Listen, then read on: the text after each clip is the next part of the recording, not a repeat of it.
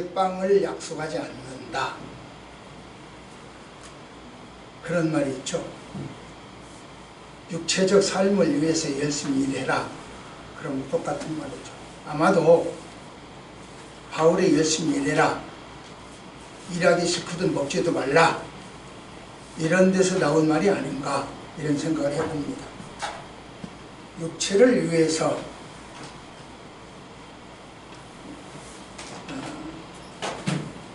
노후 준비를 잘 해야 하듯이 우리 영혼을 위해서도 노후 준비를 해야 되지 않겠는가. 그러면 영혼을 위한 노후 준비, 아까 육체를 위한 준비는 방금 말씀을 드렸어요. 걷기 운동이 괜찮습니다. 돈 안 들고 장비 없이 할 수 있습니다. 그렇게 해주세요. 그러면 영혼을 위한 노후 준비는 어떻게 하는 거냐? 결론부터 말씀드리면 이렇습니다. 시작. 베레아에 있는 사람들은 데살로니가에 있는 사람들과 더 더불어서 간절한 마음으로 말씀을 받고 그리스도로 하여 날마다 성경을 상고하고. 날마다 성경을 상고해라. 아까 날마다 30분씩 걸어라 그랬는데, 영혼을 위해서는 날마다 성경을 상고해라.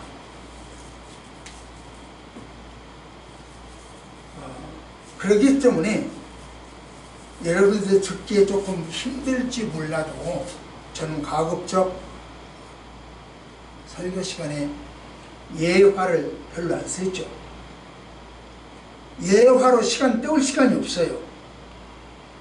전하고 알려드려야 할 것이 많기 때문에.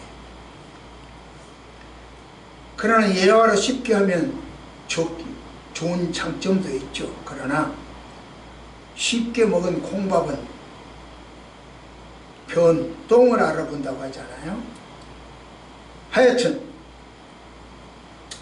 히브리서를 기록한 사람, 저자는 하나님이니까 받아 쓴 사람, 기록한 사람, 누군가 정확하게 알 수 없어요. 그렇지만 어쩌면 바울이었을 것이다 라고 하는 이야기를 합니다. 그럼 히브리서의 그 특징은 뭐냐? 히브리서 특징 중에 하나가 제사장. 오늘 지금 계속 제사장이라는 말이 나와서 어려워요. 제가 쉽게 풀어드리려고 노력을 합니다. 제사장 직분은 유일하고, 제사장 직분 유일하고 아주 독특하다. 그것을 히브리에서 말하고 있어요. 누가? 예수님의 제사장 직분은 참 하나밖에 없는 거고 굉장히 독특하다. 어떻게 독특한가? 시작. 아버지도 없고 형도 없고 적도 없고 시작한 날도 없고 끝낼 것도 없어 하나님의 받은 말씀 항상 제사장으로 있습니다. 아버지도 없고 어머니도 없고 족보도 없고 시작한 날도 없고 끝도 없고, 이런 사람이 세상에 어디가 있어요? 요즘 말 많은 과천의 어떤 사람 끝이 없다고 그래요. 나는 생명에 죽지 않는다, 그런 얘기죠. 이 앞에 것을 말할 수가 없는 모양이요. 왜? 이미 다 있어버리니까. 아버지도 있고 어머니 있고 다 있으니까 앞에 것은 없어. 그래, 이 끝에만 이야기요. 생명이 끝도 없다. 자기는 그런 사람이다. 그걸 믿고 아멘해요. 아, 웃겨. 그래서 예수님의 제사장직은 유일하고 독특하다. 그것이 히브리서 하는 말이에요. 그 다음으로 보면 예수님께서는 우리들로 하여금 하나님께 나아갈 수 있는 길을 예수님이 열어놨어요. 그러니까 이제 예수님이 열어놓은 그 길을 우리는 걸어가면 끝이야. 다른 버스를 올라타거나 뭐 자전거를 타거나 그럴 일이 없어. 뛰거나 걷거나 그럴 일이 없어.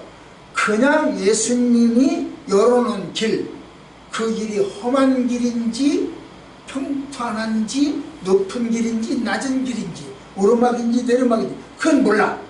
사람마다 환경마다 시간마다 다를 테니까.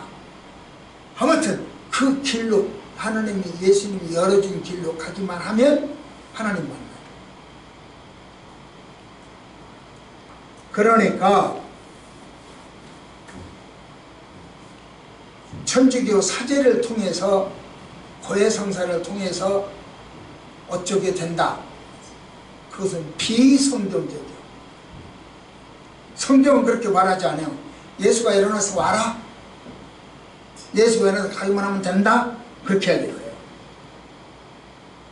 그럼에도 오늘 저는 노후 준비는 예수님 대제사장 직분으로 가능한 겁니다. 그걸 이야기하려고 해요. 노후 준비. 육체적 노후 준비는 아까 말씀드렸어요.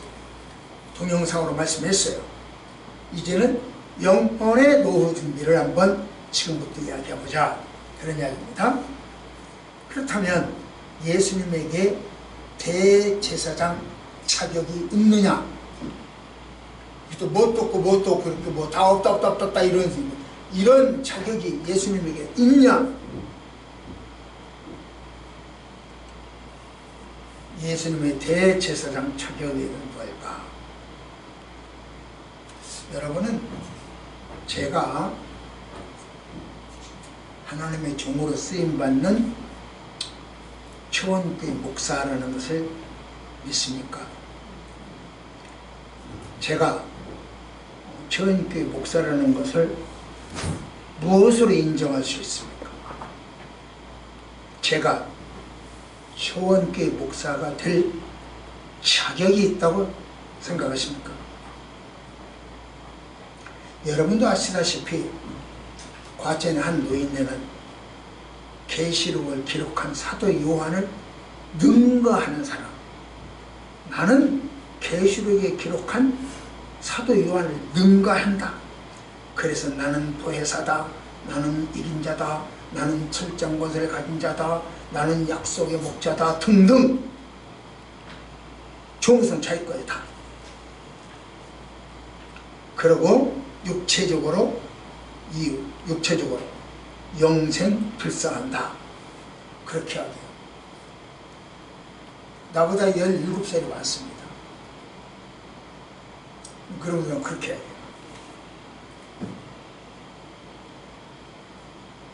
안 죽는데요. 그는 무엇에 근거해서 그런 주장을 할 수 있을까요?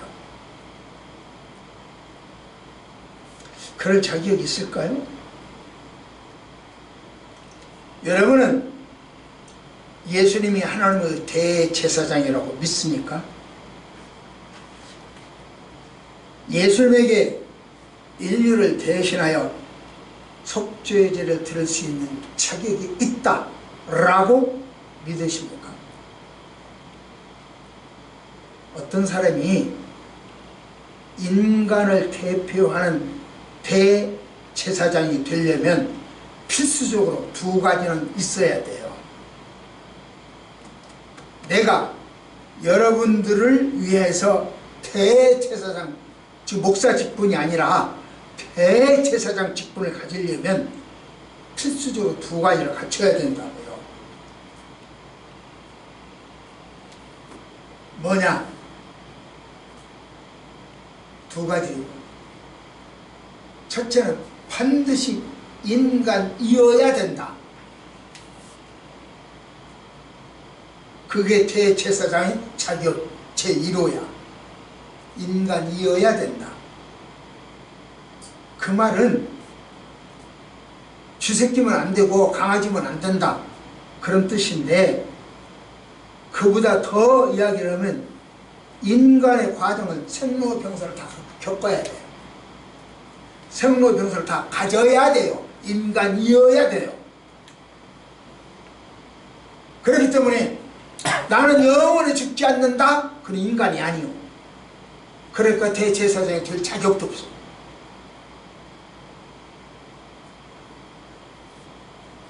예수님에게는 인간이라 되어야 될 수가 있었어요.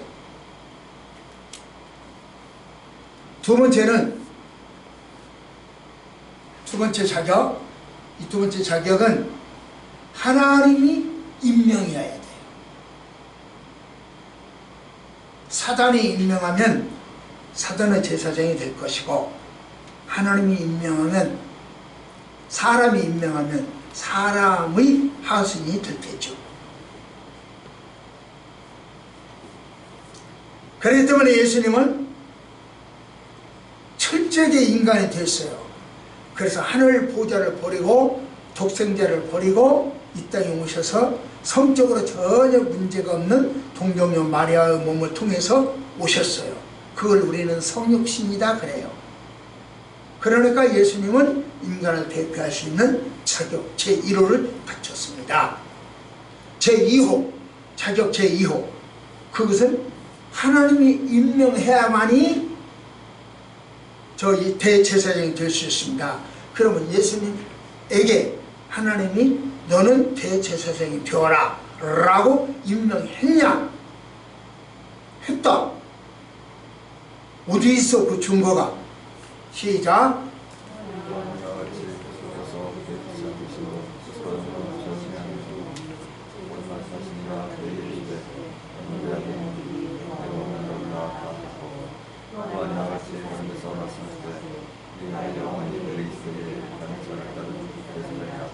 내가 영원히 멜기세덱의 반차를 따르는 제사장이다 임명하셨잖아요.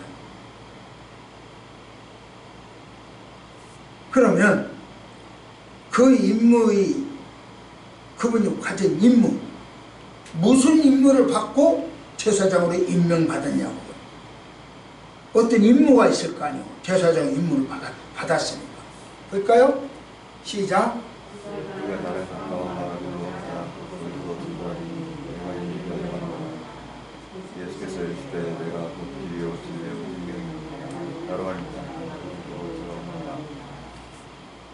예, 그분의 임무는 전도요. 그래서 예수님은 이 땅에 3년 동안 계셨죠. 계시는 동안 전도를 생명으로 하셨어요. 마지막 십자가에서까지도 우편에 있는 한편 강도에게 오늘 너 나와 함께 낙원에 있으리라. 마지막 그 순간도 전도했어요. 그리고 엄마도 부탁하고,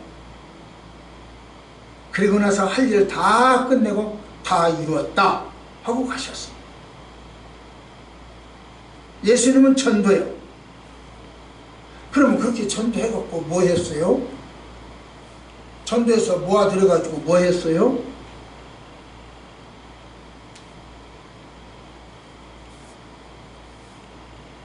그 전도에서 모아들인 그 사람들의 죄를 다 짊어져서 안명복의 과거의 죄와 안명복의 현재의 죄와 안명복이 내일 지을 죄까지 다 그분을 멍땅 짊어지고 가셨어요.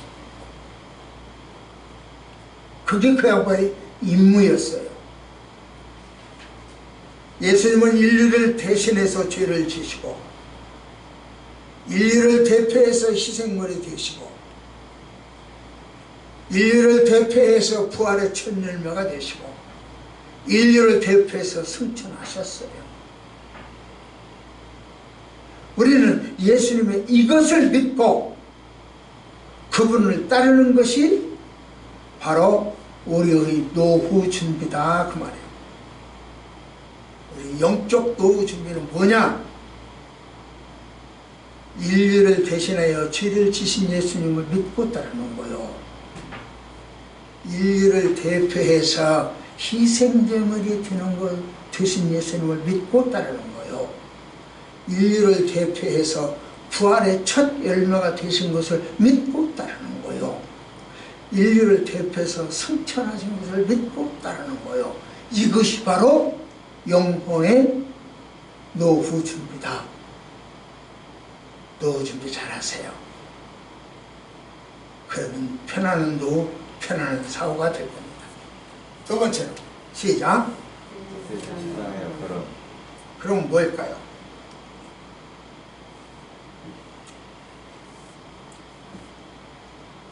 대제사장 자격을 가진 그 양반을 믿고 따르는 것이 우리의 노후 준비라고 한다면 그 양반 대제사장의 역할이 뭐냐?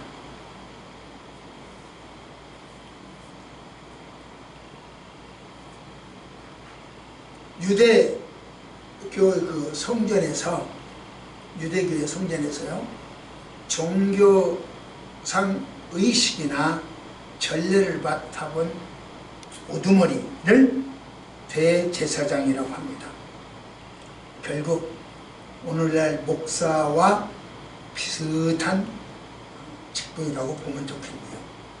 그런데 히브리서 4장 14절부터 16절에서는 예수님은 대제사장이다 라고 선언을 해요.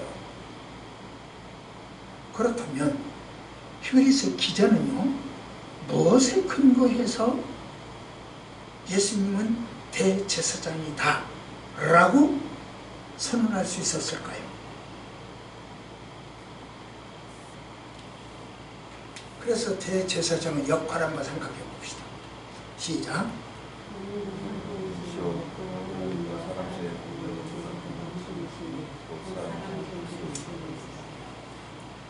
대제사장의 역할은요 하나님과 인간 사이를 중보하는 것이 대제사장 역할이에요.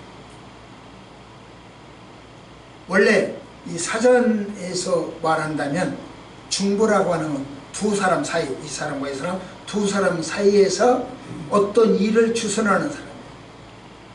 그러니까 바이든 대통령과 윤석열 대통령 사이에서 어떤 일을 만들어내는 그게 중보예요.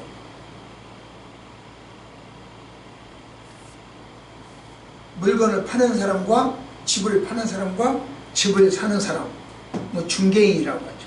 그런 어떤 역할을 하는 거. 성경은 이렇게 말합니다. 시작.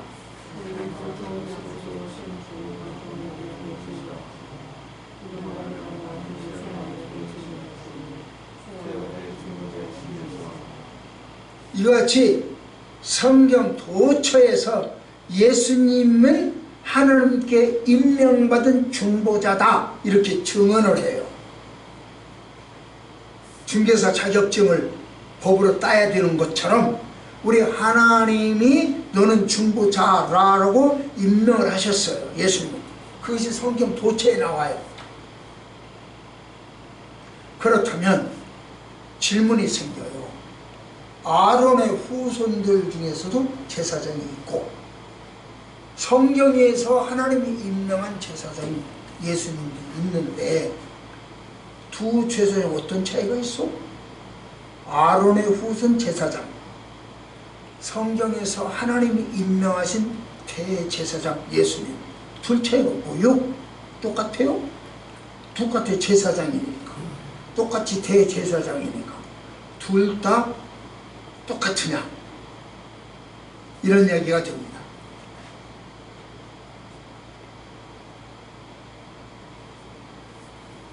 네팔에는 3억 3천의 신이 있다고 합니다. 신이 개수를 세어보면 3억 3천이래요. 우리 예수님도 네팔 사람들에게 소개를 하면 그 3억 3천 중에 하나예요. 그러니까 알았어. 잘 받아들여요. 알았어. 그 3억 3천 중에 하나가 껴있으니까 그것도 내가 지금까지 몰랐는데 알았어. 지금부터 알았고 잃어버리면 돼. 그래서 잘 받아들여. 그래 네팔 노동자들이 한국에 5만이 와 있는데 5만 명이. 그런데 그들에게 복음을 전하거나 그들 보고 교회 나오라면 10명이 나와요. 왜? 3억 3천 중에 하나인데 가지고 왜 못해? 교회 나가면 먹고 살 것이 있잖아요. 주일날 교회 가면 재밌게 놀고 재밌게 먹고 사람들 많이 만나고 자기 나라 사람도 만나고 예쁜 아가씨도 만나고 안 나와야 이유가 하나도 없어. 그러니까 날마다 나와. 아침부터 저녁까지 새벽부터 저녁까지 열심히 교회를 하는 일 다 해요. 그러면 이 성도들이 볼 때는 와 이거다 이렇게 이야기를 해요. 그리고 저 사람들 여기서 이렇게 해서 고국으로 보내면 예수 잘 믿고 전도 잘할 것이다 이렇게 생각해요. 그러니까 선교사 파송할 것도 없이 돈 많이 드니까 파송할 것도 없이 와 있는 사람 전도하자 뭐 이런 식이요. 네팔을 몰라도 한참 몰라. 그 사람들 돌아가서요 99% 안 나와요. 여기서 별거 다 해도요 99% 안 나와요.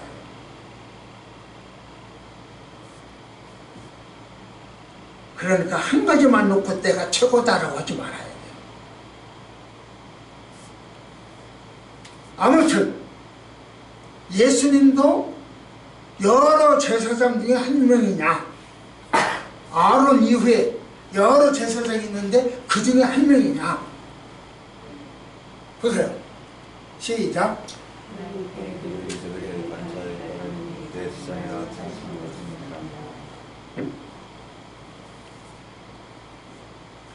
예수님에게는 아론의 대제사장이 가지고 있는 모든 자격에다가 하나 더 첨부했어.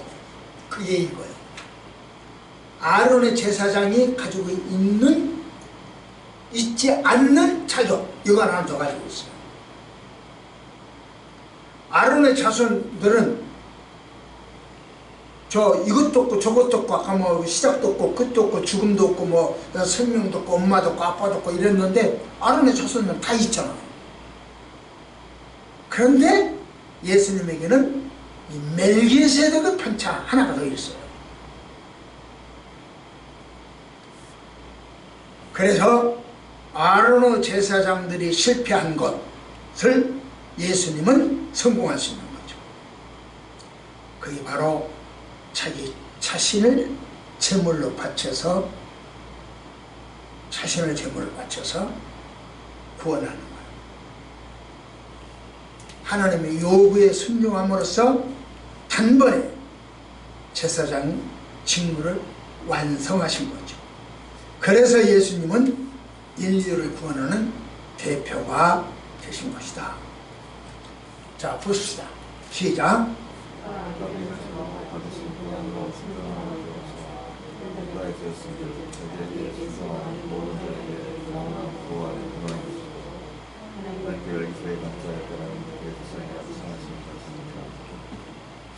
예수님은 아론의 제사장이 가진 모든 여건 다 갖췄죠. 그리고 거기에 또 하나 하나님의 임명 멜기세덱의 반차를 갖췄죠. 그런 분이 우리를 대표한다. 예수님은 아론의 자손과 비교할 수 없는 큰 제사장이에요. 우리의 노후 준비는 이러한 대제사장을 잘 모시고 잘 섬기는 것이 노후 준비에 성공하는 방법이요. 그렇기 때문에 예수님을 제사장으로 섬기시오, 제사장으로 모시시오. 그러면 노후 준비에 성공하게 됩니다. 그렇다면 우리를 대표하는 대제사장의 역할, 예수님의 역할은 뭐냐? 우리가 섬겨야 할 대제사장의 역할, 도대체 그 양반이 뭘 하기에 우리는 그분을 섬기는 것이 노후 준비라고 하느냐? 한마디로 말하면 그 양반은 중보기도를 할 수 있어요. 중보기도. 자기 자신이 아닌 타인을 위하여 기도하는 것, 이게 중보기도예요.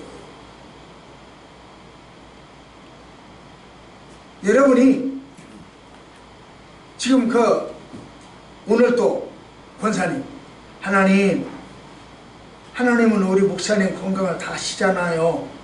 어떻게 좀 해주세요. 강단에서 설교하다 쓰러져서 예배가 엉망이 되어버리고, 산을 좋아하는데 또 산에 가서 혼자 쓰러지면 어떡해요. 그 양반은 혼자 잘 가는데 혼자 쓰러져 버리면 어떡해요. 남을 위해서 하는 기도, 자기 자신을 위해서 하는 기도가 아니라 남을 위해서 하는 기도, 이게 중보기도예요. 그게 예수님은 역할이었다 그 말입니다. 남을 위한 기도. 보세요. 시작.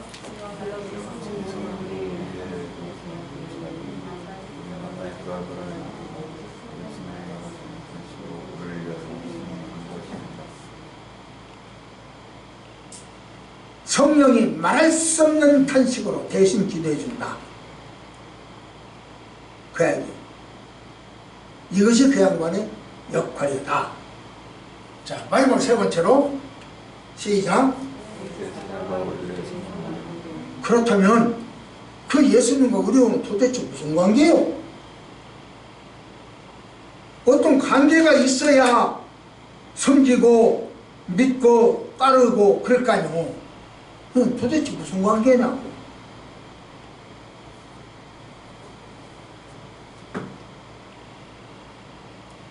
성자 예수님은 성부 하나님께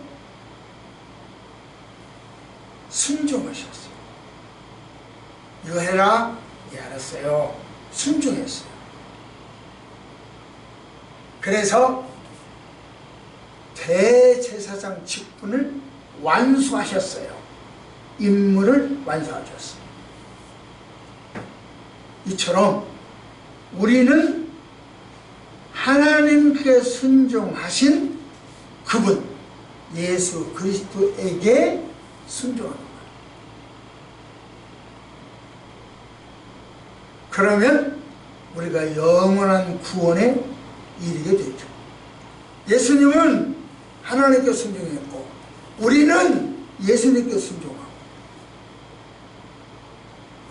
이게 예수님이라고 한다면 이 예수님은 하나님께 순종하고 우리는 이 예수님께 순종합니다.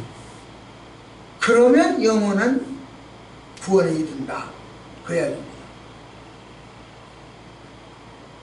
성자 예수님은 성부 하나님께 순종하심으로 성육신하셨어요. 그리고 그 앞에 십자가도 지셨어요. 우리는 그렇게 순종하는 하신 그 예수님을 믿고 그분에게 순종하고 그분의 공로를 힘입을 수 있는 거예요. 그래서 영원한 구원을 얻을 수 있는 거죠. 따라서 우리의 순종은 대제사장이신 그리스도의 대속의 공로를 힘입을 근거가 됩니다.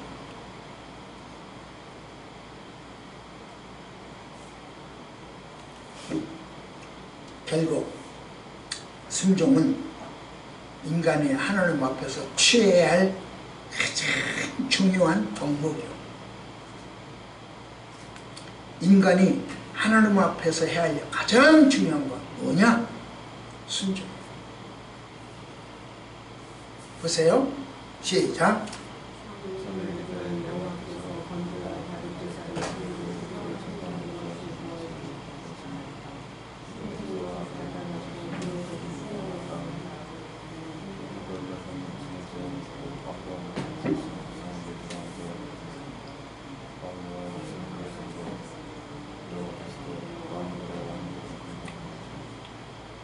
하나님이 요구하는 것은 순종이요. 우리 인간에게 하나님이 요구하시는 것, 야 이것 좀 해라. 이게 순종이요. 우리가 교회에 나와서 예배하고 헌금 드리고, 오늘 또 뭐 이 카톡으로 저기가 헌금 입금이 됐다고 그러더라고요. 통장 입금이 되었다고 하더라고요.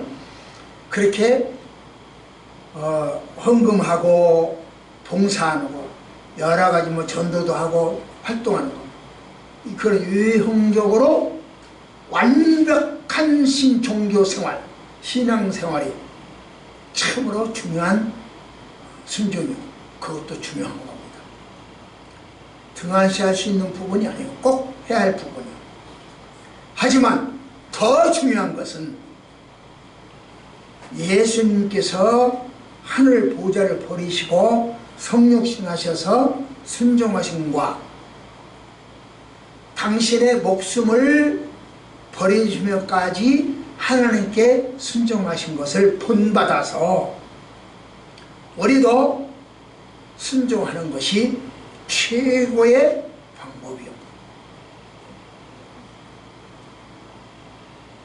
헌금도 방법이고 헌신도 방법이지만 오전 예배 드리고 오후 예배 드리고 교역 예배 드리고 가정 예배 드리고 새벽 예배 드리고 이 예배 드리는 것도 중요한 순종이지만 중요한 것이지만 더 중요한 것은 야 이거 되라 이렇게 해라 이해하고 순종하라. 야 오늘부터 너 주일날 오후 예배 좀 드려라 예하고 좀 드려라. 새벽 예배 좀 드려라 예하고 새벽 예배 드려라. 그 순종이 더 중요하다.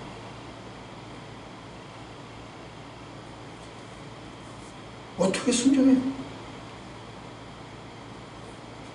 순종하는 거 지금 나이만큼 순종하면 잘하는 거 아니요? 어떻게 더 순종하라는 거예요? 봅시다. 시작.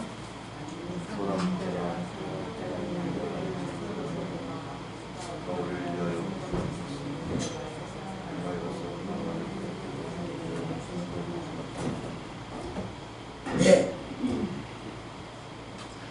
목숨을 버리고 헌신하고 순종하는 것이 우리가 하나님으로부터 받은 시간, 하나님으로부터 받은 달란트, 하나님으로부터 받은 재산, 하나님으로부터 받은 목숨 바치는 것이 순종이에요. 움켜쥐는 것이 아니라 바치는 거예요. 그렇기 때문에 시간도 하나님께 드려야 돼요. 했잖아요. 이만큼 해서 많이 했죠. 얼마나 더 해요? 아니라는 거죠. 하나님은 그걸 요구하지 않는다는 거죠.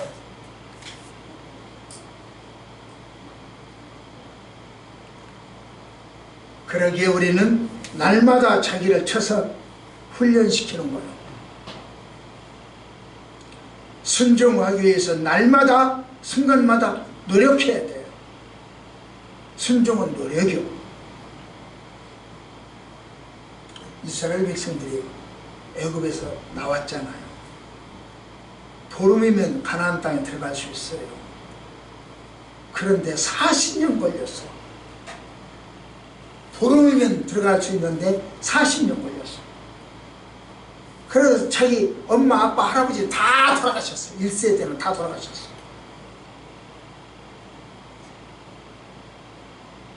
그러면 사람들은 생각할 때 이게 뭐야?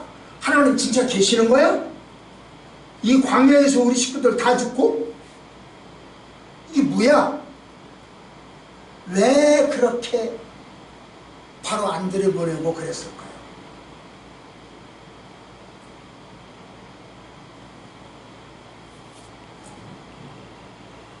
그게 바로 순종을 배우기 위해서. 시키는 대로 않고 자기 멋대로 했거든. 그렇다면 우리가 어떻게 사는 것이 좋은 순종일까? 순종이 그렇게 중요하다면 어떻게 살아야 할까? 자기가 시간을 정하고 그 시간을 바치는 것이 더 중요해요. 예를 들면 여러분은 어떤지 모르겠는데 오늘 하루 내가 사는 동안에 저녁에 잠자면서 또는 낮에 어떤 시간에 이건 참 감사하다. 이것도 참 감사하다. 이것도 참 감사하다. 가령 오늘 안권사님이 나를 위해서 기도해 주시더라. 중보기도죠. 참 감사하다. 저 하나 꽂아왔죠. 두 번째로 저기서 저 집에서 여기까지 오는 동안에 아무 사고 없이 무사하게 말썽 없이 잘 도착하게 해주셨다. 참 감사하다. 세 번째 또 뭐냐면 교회 와서 일찍원이 와서 이것저것 준비하니까 여유가 안정이 되더라. 시간적 여유가 있으니까 참 안정이 되더라. 감사하다.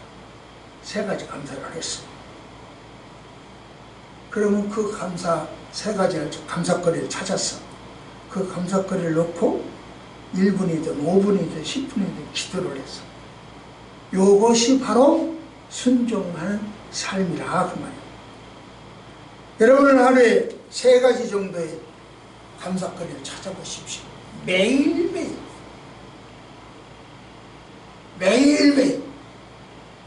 감사거리. 오늘은 이것이 참 감사하다. 방금 제가 이야기한 것처럼 참 감사하다. 이것도 참 감사하다. 이것도 참 감사하다.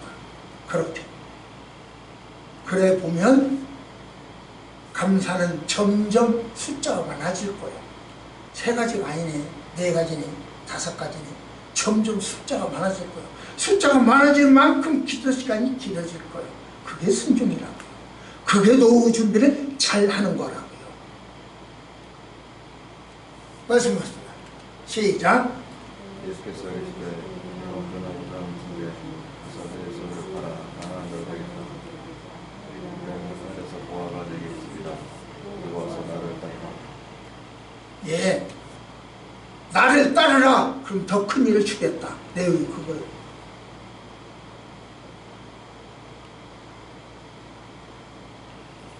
성경은 말하는 순종, 대제사장이신 예수님이 모범을 보인 것처럼 자기를 낮추고 희생하는 것이 순종이에요. 자기 희생 없는 순종은 없어요. 자기 희생 없는 노후 준비 없습니다. 결론입니다. 우리의 구세주이신 예수님은 대제사장 사역은 마쳤죠. 그러므로 이제는 그분의 중보를 통해서 하나님께 나아가는 것입니다. 우리는 그분의 대제사장 되심을 인정하고 그분의 대제사장 사역을 믿고 그분의 순종을 우리들의 가치 기준으로 삼아서 그분의 십자가가 나의 십자가로 생각해요. 그분의 부활이 나의 부활이 되도록 그분의 승천이 나의 승천과 나의 영생이 되어지도록 이것이 노후 준비예요.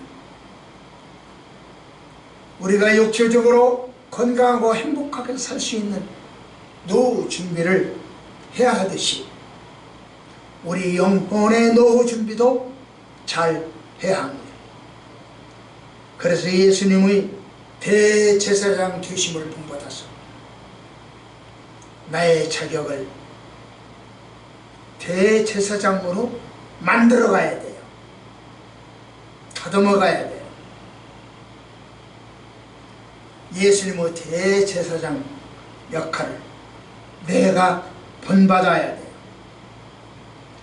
우리의 대제사장이신 예수님과 우리들의 상관관계를 잃지 않아야 돼요. 그것이 바로 영혼을 잘 준비하는 노후 준비예요. 여러분의 노후 준비는 잘 되고 있습니까? 기도하십시오. 하나님 주신 말씀 하늘나라 갈 때까지 노후 준비의 역할이 되어지게 하옵소서. 예수님 이름으로 간절히 기도드립니다. 아멘. 찬송.